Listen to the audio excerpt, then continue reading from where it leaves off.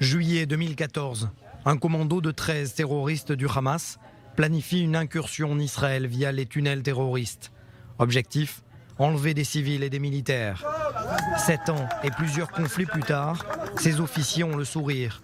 Car aujourd'hui, officiellement, les travaux de l'obstacle souterrain et en surface sont terminés. Ce que vous voyez, c'est l'obstacle souterrain à différents niveaux de profondeur et une barrière en surface qui empêche les infiltrations depuis les tunnels comme depuis le sol. Personne n'a jamais fait ça au monde, principalement dans sa conception. J'espère que les terroristes ne nous surprendront pas, mais nous restons sur le qui-vive. C'est une mission constante et nous devons être prêts à répondre à tous les défis. Il aura fallu 1200 ouvriers, 140 000 tonnes d'acier, 220 000 camions remplis de béton pour construire ces 65 km d'obstacles uniques au monde. Du nord au sud de Gaza, y compris l'obstacle marin empêchant les infiltrations depuis la mer. 4 ans de travaux, parfois sous le feu ennemi. Le Hamas perd ici son arme stratégique.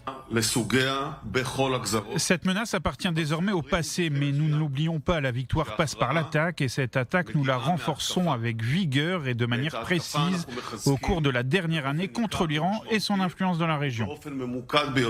Pour le ministre de la Défense, c'est la preuve qu'Israël doit toujours avoir un coup d'avance sur ses ennemis. L'État d'Israël fait face à des menaces et des défis qui changent depuis des années. L'une de nos missions est de toujours avoir un coup d'avance sur nos ennemis dans les airs, en mer, sur le cyber, sur terre et si besoin, même dans la zone souterraine aussi. Cet obstacle souterrain et en surface est un exemple de plus d'ingéniosité de l'appareil de défense israélien. Un nom est revenu avec insistance, celui de l'ancien Premier ministre Benjamin Netanyahou, salué pour avoir décidé de lancer ce projet, tant par Benny Gantz lui-même que son vice-ministre, ancien conseiller régional de la région. Benjamin Netanyahou a pris la décision. Il nous a défini cette menace comme étant une menace stratégique majeure. Ce sont ses propres termes, il y a plusieurs années.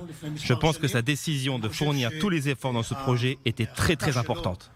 Les regards se tournent désormais vers le nord pour sécuriser la menace proférée par le Hezbollah. Début annoncé des travaux dans un mois. Oui, nos efforts se concentrent sur le nord, on va construire un obstacle similaire, tout ira bien. On le voit, l'obstacle souterrain et en surface est donc terminé. Mais derrière moi, des tractopelles qui, à partir du moment où quitteront cette zone du sud, de la frontière avec la bande de Gaza, se dirigeront donc immédiatement vers le nord, vers la frontière libanaise.